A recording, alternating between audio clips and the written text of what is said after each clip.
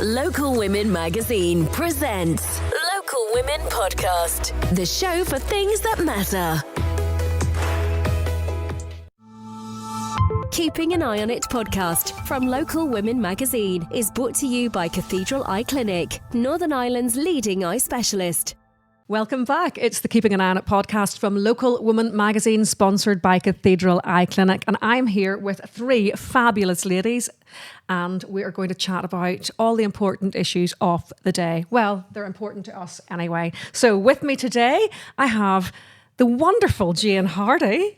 Jane is a journalist. She's a writer. She's a gal about town, and of course she famously interviewed who, Jane? Tell us. Margaret Thatcher. Thank you. And Arlene Foster. And Arlene Foster. But not at the same time. She's now bringing Arlene Foster into I am, it. yes. Used to only be Margaret Thatcher. Now it's Arlene Foster. And she actually, before we came on air, she told me that she had also interviewed John Major, and he was a little bit sexy. A lot sexy. A lot Very sexy. tall. A lot sexy. A cricketer. And I made him blush because it was a feature I did called Never on Sunday. And of course, I asked him about Rumpy Pumpy on Sunday.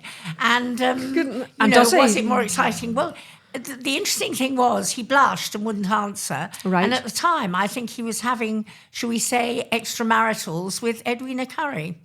Who, according to our producer, this just gets more and more twisted, who, Yes, according it to does, our sorry. producer, Robin, who has interviewed her, is also very sexy. Yes. So Westminster is a hotbed of sexiness. Well, it certainly was. And on that bombshell, next to her, I have Danielle Polkey, who's sitting looking at us going, what are these girls talking about? Danielle is new to our panel. She's a businesswoman, a beautician, and the CEO of My Sahara Tan. You're very welcome. Thank you. Are you nervous? Yes. She's a little bit nervous, but so we have to be nice to her, and we're not going to ask her too many hard questions. No. And we're not going to talk any more about Rumpy Pumpy, particularly on a Sunday or any other day, Jane. Okay. Over here, I have the wonderful Tina Calder. Now, how do I describe Tina? Tina is a business owner, a commentator, a journalist, another gal about town. I don't know about that. She's gone through a dramatic weight loss, but we're not here to talk about that. that's it. Say hello, Tina. Hello, Kim. How's things? And she's also got a load of opinions, so buckle up for Oh, Tina. that's the one thing Buckle I've up plenty of. for Tina Yes, Calder. We're in for a ride. Keeping an Eye on It podcast from Local Women Magazine is brought to you by Cathedral Eye Clinic, Northern Ireland's leading eye specialist. So our first topic today on the Keeping an Eye on It podcast is, why are people so goddamn horrible? Recently, I've been reading some stats that people don't want to become politicians in Northern Ireland. They don't want to put themselves on social media. They don't want to do anything. And why not? Because they get slated on social media. Yes, those keyboard warriors. We only have to flick on to Facebook, X, any of those things. And all we see is just a diatribe of absolute toxic comments. Jane, what's going on?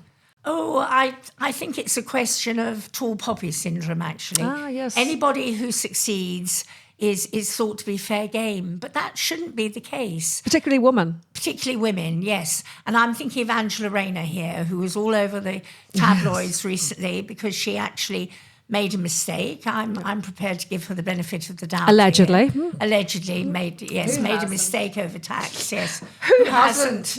Says Who Tina. hasn't? I mean, what's £40,000 between friends? Yes, exactly. But I digress. But all the accounts of her, of putting her down as a single mum when she was a teenager, working class background, trades unions. She's risen through the everything that ranks. people hate about a Yes, woman, isn't and she? also- Mouthy, successful, Attractive. yes, working class. I remember Boris Johnson said that he was distracted at PMQs when she stood in for her boss Do you know that? by her I'd crossing forgotten that. crossing her legs. She is sexy. As if she did Yeah. it on purpose, which I'm sure she entirely I mean, did. she I would, really. if it would put them off and I'd Whatever. win the Well, political exactly. debate, Yeah. absolutely. Yeah. I mean, I think that she hasn't lost her working class roots. People are very worried that she's got this big flat in Hove, Hove actually, not Brighton. But I think it was very interesting when she was interviewed about it, and she said she consulted 3 people about this tax issue, and she wanted to be sure it was done proper. And I thought, what a nice way of putting it. Not Done done proper. properly. It was done proper.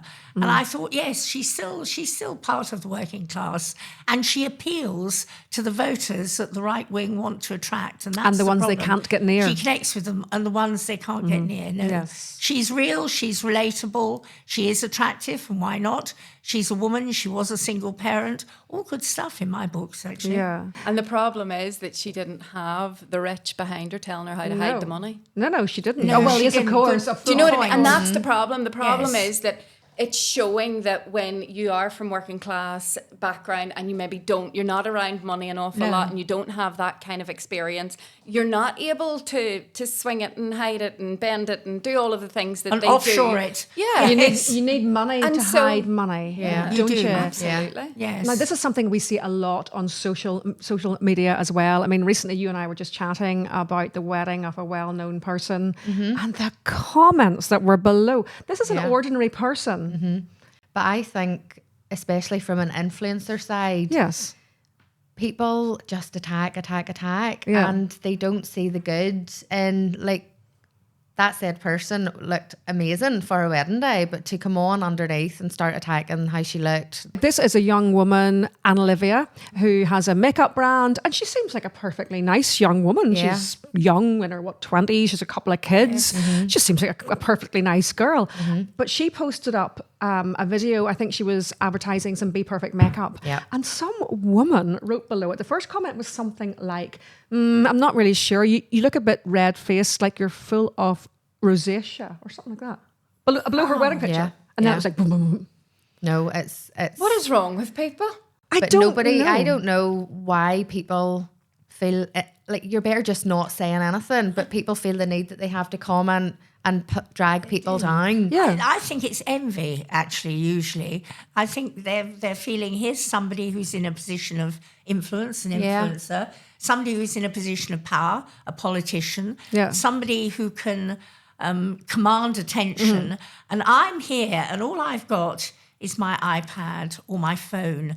And all I've got to really get at these people is my vituperative It's and my nasty fingers. comments. Yeah. It's Yeah. my fingers, exactly, Yeah. tapping away. Tapping away, yeah. The vitriol, really. And you don't even have to be famous. You have to be well known. Now you have a big social media presence, Tina. You've been on the wrong side of this. Oh, so much. In fact, Kim, you'll know, last year I was running a big event. I remember telling Kim about this. And I got a call to say that they wanted to replace me as the presenter for it. And the first thing they wanted to do was replace me with somebody who was more glamorous. And then they didn't. And so I did all of the events. And then for the final, which was the big pizzazz, they wanted to replace me with somebody who's more professional. And so I got replaced. And I don't mean this against the person who replaced me, because he's absolutely lovely. But they replaced me with an old grey-haired man. And I Yes. ended up sitting at the side of the stage, handing him his cards. Which you had written. Which I had written and organised and sorted. And I was doing his clicker because... So the fact that I had handled 11 of these already, Yeah. but they needed somebody who had TV personality status. I don't believe he's been on TV for a wee while. No. But and that happened. And then just this week, I offered... as a voluntary thing, it's a voluntary thing I'm involved in, and I noticed they didn't have anybody organising the stage. And I says, look, if you want, I'll do the hosting and I'll make sure everybody gets their intros and I'll sort out the intros and all. Yes, that would be great, thank you. And then another message came into the group that they had. This is somebody else had said, I've already approached someone else to add a bit of glam or something. And they actually said that to your face. And so I thought, well, I'll make a joke out of it and kind of point it. So I was like, oh, there's me over here wondering why I'm not sparkly enough. And then it went on. And next minute I know I'm saying, I'm away to put my sparkly trainers away, calm down. But this is something that I have seen, like I've had people say the weirdest of things online to me, and I'm kind of like, really? That's You've the been under. best I've way? seen you under attack online. Yeah. I've seen you, and you do handle it like a pro. You handle it with a lot of humour. Not everyone's able to do that, No. Jane, and No, not they're everybody has a not. right to reply either. No, that's absolutely right. And I think that's a problem, particularly with people in the public eye. Quite often they feel they'll damage their reputation if they respond as they would like to. So they can't say, how dare you, how very dare you, to somebody seriously, because it might damage their reputation in the eyes of their followers. That's a problem. Yes. But coming back to the older man, I'll just briefly say that I feel, as somebody who is a feminist, that women won't really have achieved equality until a woman who's grey-haired and looks her age is presenting the news. And it doesn't happen, does it? Not in Great Britain, it doesn't happen. No, it happens Britain, in no. America more. They would have Yes, older you're right, people. actually, It they happens in do. France and Italy. Yes. The UK seems to be averse to older women. Yes, Even they in are. the south of Ireland, they would have older presenters.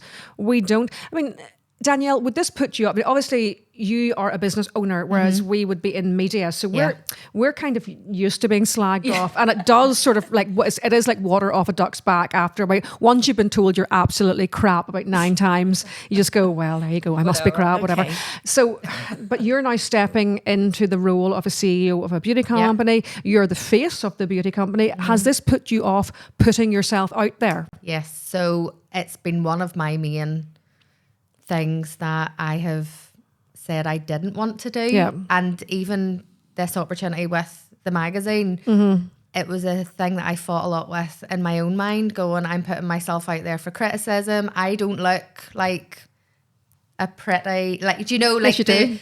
but the Instagram, you know, like The high-heeled filtered tutoring fake, businesswoman. do you know, I'm not. You don't look like a boss, babe. Hashtag. Do you know the way, like, I don't Yeah. look like all what, and you know, like, Good. I can't even explain. the stereotype The of what yes, somebody that's is. what it is. Yeah, in the beauty industry. And that's why I had always panicked. Even for my beauty salon, I never put myself out there where I took videos of myself speaking, because you do put yourself out there for criticism.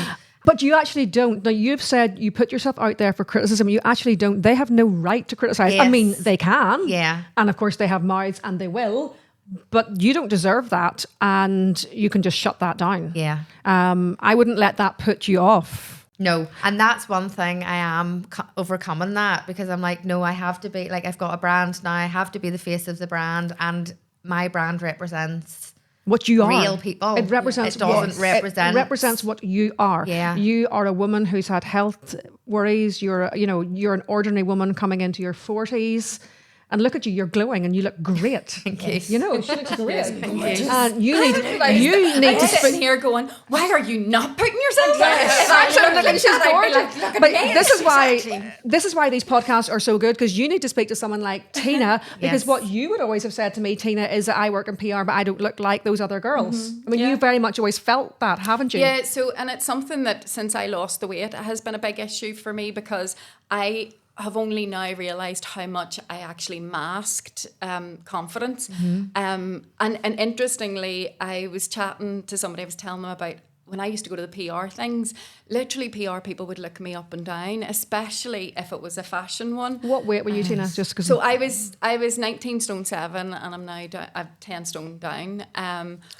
But That's amazing. it was one of those things where people would Robin, the producer, will have known this, because he would have been at these events, and they'd be like literally like looking you up what's and she down, doing stuff here? like, why are you? And I was turning up in things like Combats and Sex Pistols t-shirts, and because that was who I was. Yes. Yeah. And then I went through this. Well, it was like, a version of who you were then. well, I did this whole like, oh, let's wear like the jeans and the suit jacket and all. But even that I couldn't do normally, because I had a mad pair of shoes or a mad bag or something, and it would still be. And then of course I was too loud for the world. When you've got I big suffer mouth. from that quite a lot. Yes. and so I have said for 25 years, my face does not fit. And a lot of the corporate world find it very difficult to I suppose, understand how somebody who looks like me, behaves like me, speaks like me, can actually have the intelligence to do the work. But I find increasingly your face does fit, because I find as we move through this journey called life, that people are looking more for the authentic voices. They're looking for the authentic thing, voices. They're looking for people like you and like you and you who are authentic and real people, not just sort of cookie cutter. And I'm not slagging off anybody who's like gorgeous and 20, because we were gorgeous and 20. Yes. You know, Totally. you know, I'm not slagging off people like, because, you know, that's great if somebody looks like that and brilliant, fair play to them, hats off. For but me, I do see a slight lean more to the authenticity. Yeah, and Slight. I think that it's a feeling, not a look. So It's a feeling. I think that that's what we're seeing on social media. Certainly, obviously, we went through this very aesthetic phase where everybody had to look a certain way, their feed had to be a certain way, and all of that. Yes. I think now we're getting to the point where humanity is going, something not right about that person. I don't quite like them. But it's because something's jarring, because they're just not being Because they're their not real. authentic They're self. not being They're not real. themselves. And You can I always hate that kind of sniff that. phrasing of authentic self. You know, what is that? But for me, a lot of the people who are in the public eye are always holding something back. Yes. Well, they're acting, aren't they, in a way? Yeah, Acting a role. And the problem there is humans can tell when you're not being fully You can smell it. authentic. Yes, I and think that's so. where I think we get this people automatically disliking somebody because they're like, oh, you're not like that. And I find I get a lot of people going, I love the way you just say it like it is. And I'm like, I'm the oldest of 7 children. My mum was a big mouth. I don't know how else to be. No. But I understand that there's lots and lots of people out there who don't have that luxury, who maybe are working in the legal profession or the civil service or something. And they don't have the ability to come out on TikTok and start getting stuck into the Ballymena racists or something like that. Whereas I can just say whatever I want because it's me that deals with the consequences, not them. And I think that's why I have to be very careful about going, we should just be whoever we are, you know. Because people can't necessarily, you know, if you have a certain job. What would you say to this young lady who's stepping into the spotlight? Give her a rallying call. I think you have to own it. That's the big thing for me. You have to believe in what you're doing and what you're saying, because if you're trying to craft the personal brand, you're always going to feel at odds with it. But if you kind of naturally sit into it, it's just going to become second nature. And I think that's the thing that people are missing. They sit down with somebody like me and they go, I want to make a brand for myself. And next minute, you know, it's all very contrived. So it's just, do you know what? If you feel like saying a certain thing, say a certain thing. Yeah. As long as you're willing to deal with the consequences of what that is. And I think if you look at all of the most famous business people in the world, you'll always find that they're a bit opinionated in one way or another. Yes. They'll always have something that they cling on to that's really important to them. You know, there's so many, like even Dolly Parton and how she speaks. And very open, very honest, very open Anderson and her recent, very, like, it's great, isn't it? It's great. De-makeuping and stuff the like that. deconstruction. I do think that's where I won't probably get caught. I'm not saying probably, I won't get caught out because the brand is everything. Yeah. It's you. That it is me. It's a little bit of you. So I haven't made anything up. I haven't, like, it's been my story and I've molded my products around real life, basically. And that's the secret to success in branding. That's brilliant. And drown Well out those negative voices because they don't matter. I know. They don't matter at all. Local Women Magazine presents Local Women Podcast, the show for things that matter. Keeping an Eye on It podcast from Local Women Magazine is brought to you by Cathedral Eye Clinic, Northern Ireland's leading eye specialist. Looking to upgrade your bathroom? At M1 Bathrooms Belfast, we've got everything under one roof, from stylish bathroom suites to easy-to-fit PVC panels in marble, stone, tile, and even 3D metallic effects. Full bathroom renovations completed in just 1 week. Visit our 4,000 square foot showroom off Kennedy Way behind Asda and discover top quality products to suit every style and every budget. That's M1 Bathrooms, your one-stop bathroom shop in Belfast. Call 02890 300 555. Open 6 days a week. M1 Bathrooms. Customer service from start to finish. Make your living room the heart of your home with Glen Hill. From media walls to fireplaces, stoves to electric fires, we blend traditional charm with contemporary style. Visit Glen Hill, Stockman's Way, Belfast, or glenhill.co.uk. Glen Hill, affordable quality for over 40 years. Transform your home with style and grace. At Decora Blinds Belfast, we offer elegant, made-to-measure blinds, blending beauty with functionality. From vibrant Alumatech aluminium Venetians to stunning shutter blinds, each available in a range of colours and slot widths. Wood or PVC Venetians, you'll hardly know the difference. Add tapes for that extra touch of luxury. Discover timeless design. Discover Decora Blinds Belfast. Keeping an Eye on It podcast from Local Women magazine is brought to you by Cathedral Eye Clinic, Northern Ireland's leading eye specialist.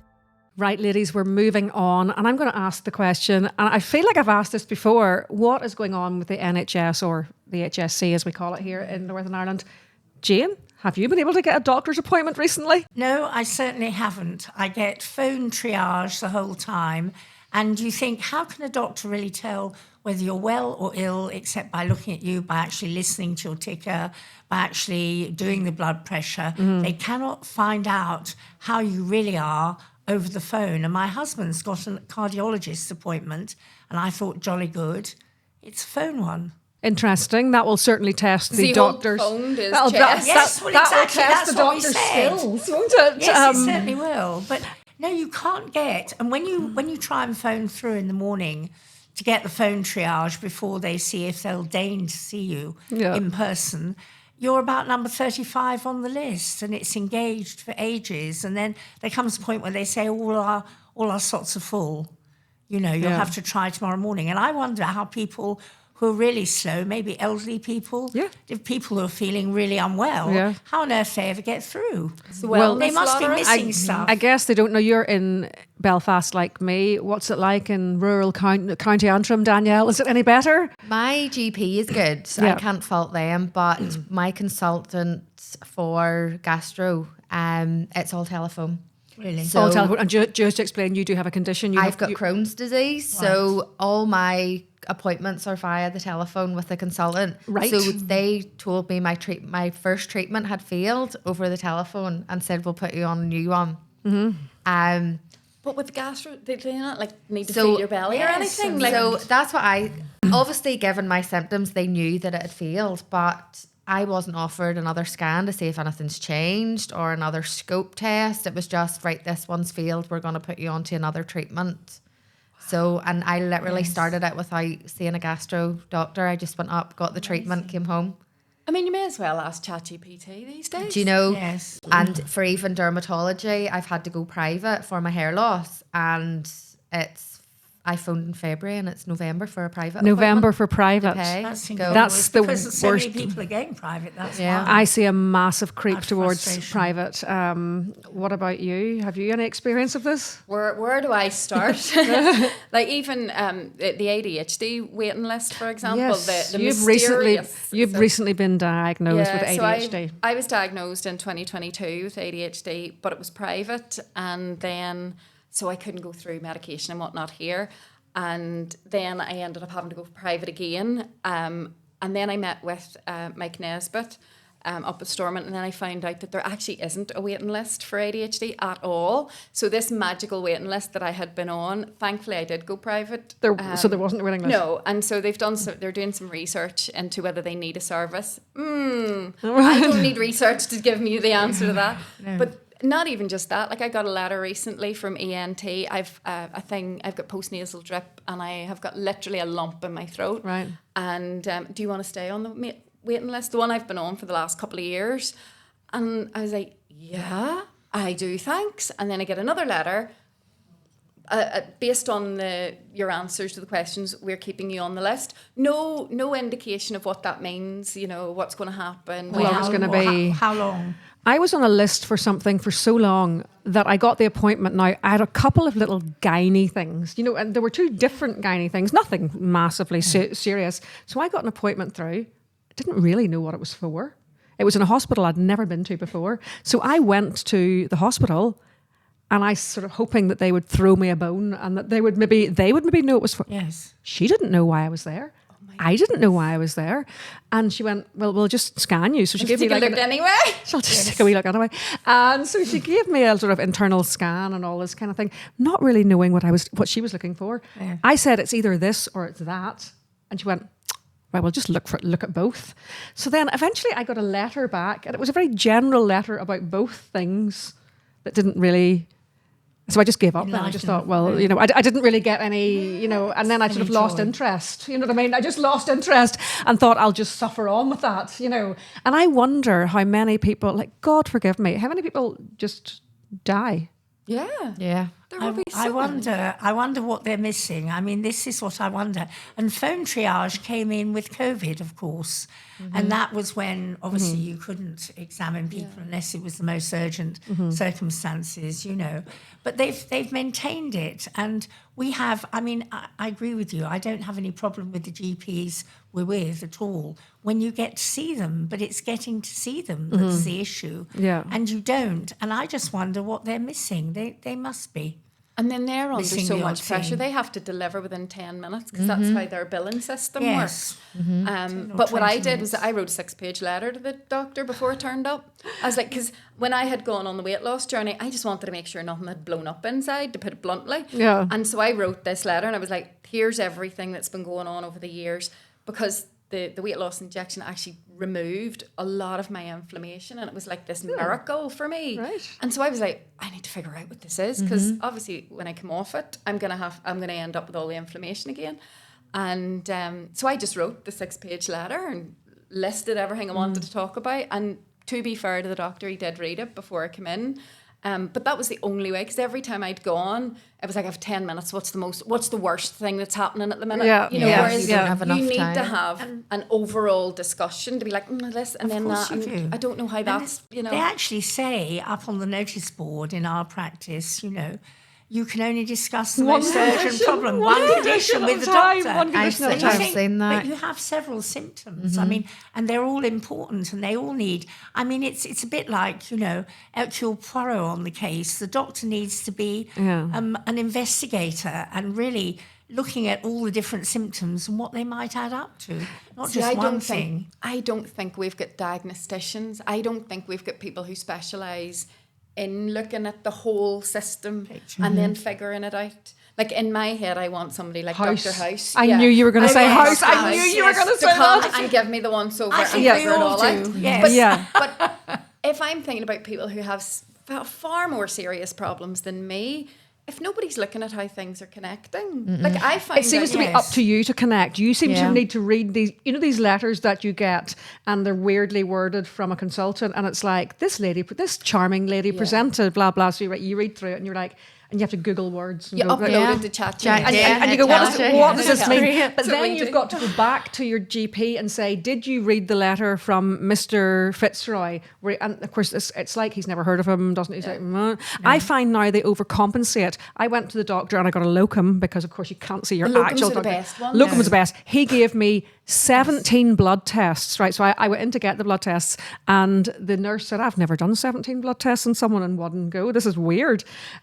And they were all fine. Yeah. And she went, that's like a real MOT. did a He's just thorough. because he knew that he only had so little time with you. But then he's probably got in trouble for that, because how much would that cost in like American terms? God, I don't know. 17 blood Quite a tests. lot. Yes. Do you think the system's broken? Is it too late for the NHS or the HSC? No, I don't think so. I think that with more money, I suppose, and one is always asking for more money, I think it's eminently sort of solvable. I think that we've got very good people, and I actually think, having said all of this, the treatment my husband and I have received in Northern Ireland, and I'm not from here originally, has been exemplary. I had some very poor treatment back at home in Kent, and things were missed. And I nearly clocked it, at least once, because things were missed. And eventually I got to go to Guy's, and that's like being at one of the best hospitals in the world. So that was wonderful. But here we haven't had those mistakes, actually. We've had very good treatment overall, but I notice things are changing. You get more of this phone triage, and they really need to sort that out. And frankly, they need more phone lines, Yes, if there was more people doing triage. Funny enough, I like triage. Oh yeah, I love phone triage. I don't want and I'm actually more comfortable talking about those issues over the phone.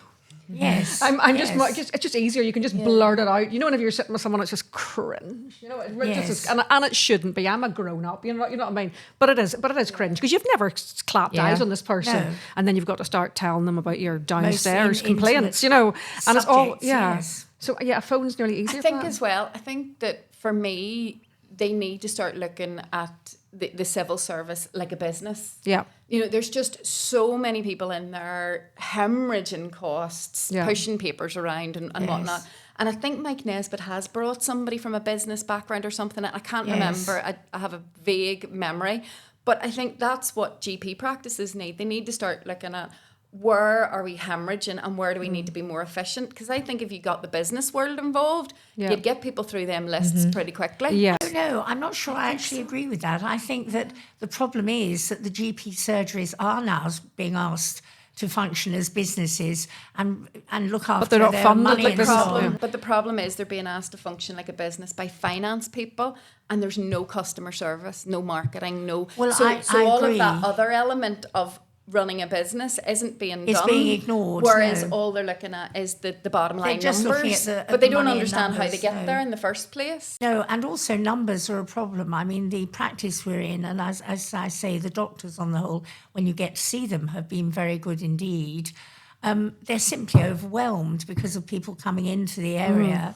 And they have to take on, I guess, I mean, everybody needs a doctor. Yes. So presumably they have to take on the surplus that they're being asked to. But that's not a good business model necessarily because they're being stretched too thin. And this is the thing, if they had proper customer service, they would be fielding probably a good 30% of the problems because it's, you know, Mrs. Such and Such trying to find out whether or not such and, you know, her she doesn't need to see a doctor. appointment is being Yeah, or whatever. she doesn't need to see a doctor. So She it's just needs to literally, chat. yes, we've got you, you're sorted, don't be worrying about it, we'll send you a text, done. You know, instead what's happening is all of these people are trying to get time in front of their GP when it's not the GP that needs to answer all the questions. It's like people in my business trying to get to me when actually they should be talking to my team instead. Yes. Except that I think the most serious thing is when you can't get to see a GP or and anybody you need to, or anybody No. at all. I think that's the problem. I think probably, girls, they should put us in charge of the NHS and yes, of course, possibly the on whole, one of those big wages, and possibly that would be nice. possibly the whole world. Local Women Magazine presents Local Women Podcast, the show for things that matter. Keeping an Eye on It podcast from Local Women Magazine is brought to you by Cathedral Eye Clinic, Northern Ireland's leading eye specialist.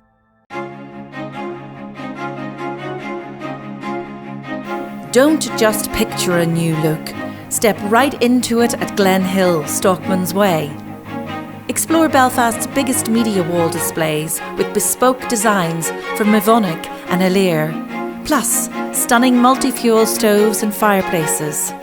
Find your modern way of living only at Glen Hill, Stockman's Way, Belfast. Looking to upgrade your bathroom? At M1 Bathrooms Belfast, we've got everything under one roof, from stylish bathroom suites to easy-to-fit PVC panels in marble, stone, tile, and even 3D metallic effects. Full bathroom renovations completed in just 1 week. Visit our 4,000 square foot showroom off Kennedy Way behind Asda and discover top quality products to suit every style and every budget. That's M1 Bathrooms, your one-stop bathroom shop in Belfast. Call 02890 300 555. Open 6 days a week. M1 Bathrooms. Customer service from start to finish. Transform your home with style and grace. At Decora Blinds Belfast, we offer elegant, made-to-measure blinds, blending beauty with functionality. From vibrant Alumatech aluminium Venetians to stunning shutter blinds, each available in a range of colours and slot widths. Wood or PVC Venetians, you'll hardly know the difference. Add tapes for that extra touch of luxury. Discover timeless design. Discover Decora Blinds Belfast. Keeping an Eye on It podcast from Local Women Magazine is brought to you by Cathedral Eye Clinic, Northern Ireland's leading eye specialist. And finally, let's talk about the changing face of Sundays in Northern Ireland. Now, if you're a young person, you're probably not going to believe what we're going to talk about. When I was a little girl, which wasn't today or yesterday, growing up in North Antrim, Sundays, everything was closed. There was no swings, of course. You're from North Antrim too. No swings. We weren't really allowed those. Shops were all closed, and you went to church, and you had a roast dinner, and that was your Sunday. What's your Sunday look like now? Well, my Sundays would be going out, shopping, cafes, cafe culture, maybe going for a drink in the evening, socialising, a drink. I know, absolutely dreadful. Maybe going to church as well, actually, in the mix, but it's a whole range of things. You can do what you like. Well, from 1 o'clock when retail therapy starts, It's mad. It's incredible because I remember when I came to Northern Ireland from England about 15 years ago, I couldn't believe the Sundays with nobody about, so boring. Nobody doing anything. So boring. The shops, yes, it was. It was like a sort of weird Christmas day every Sunday. Really, really weird. Everybody had gone with to no their presents. houses. With no presents. No presents and just turkey. praying. That's all you had. Exactly. Now, you're from North Antrim, of course. Yes. What were your Sundays like growing up? So again, church, I was brought up going to Sunday school, going home, you didn't leave the house. Nothing was open. You couldn't even get... They closed the Anything play on- parks, people. Yeah, I they know. chained That was up ridiculous. the swings in Ballymena. And my husband's from England, and he still cannot get over that we open at 1 o'clock, because in England, all the retail opens at 10. Yes. Yeah. So from him moving over here, he still can't understand why is it 1 o'clock? So why do they not open at 9 or 10? It's for no reason. I mean, It's they'll say it's some strange. ancient bylaw that nobody. And then I remember, I don't know, Tina, whenever you were like a young reporter, did you ever do like councils, like the council meetings? I remember doing council meeting in an area of North Antrim that shall remain nameless. And anytime they would suggest a change, like all hell would break loose, and some old man and go, "There's enough old shopping going on. We don't need any more." Like that would be the kind of thing. Yes. That was the kind of debate within the chamber, And it was, people are grand, just stay in your own house. That's really what they said, and that is exactly how they spoke. And if anybody knows who I'm talking about, they'll know. If you know, you know. Tina, but maybe it's the ruination of society. Maybe we all need to get back to staying at home on a Sunday, taking our kids to church and behaving ourselves.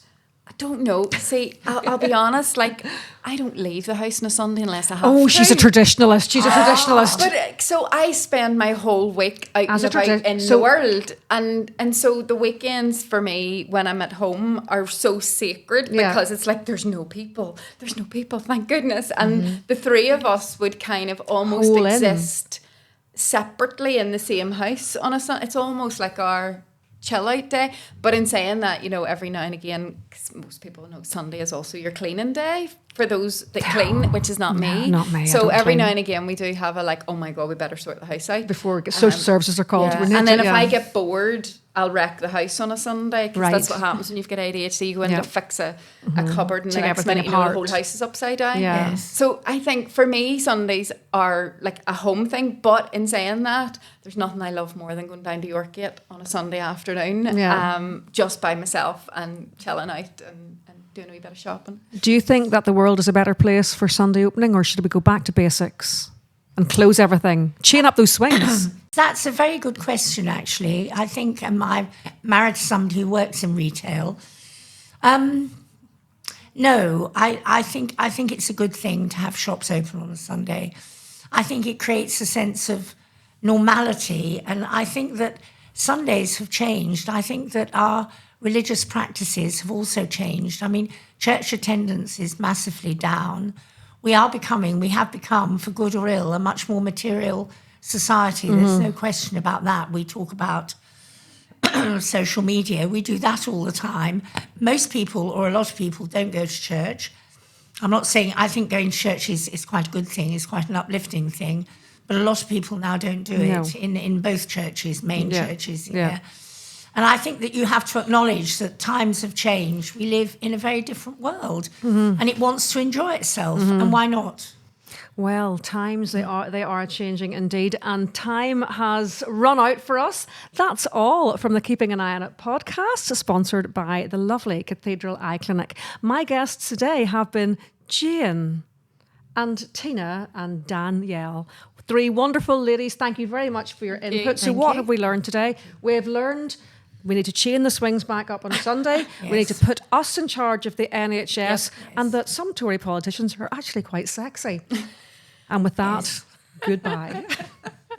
Local Women Magazine presents Local Women Podcast, the show for things that matter. Keeping an Eye on It podcast from Local Women Magazine is brought to you by Cathedral Eye Clinic, Northern Ireland's leading eye specialist.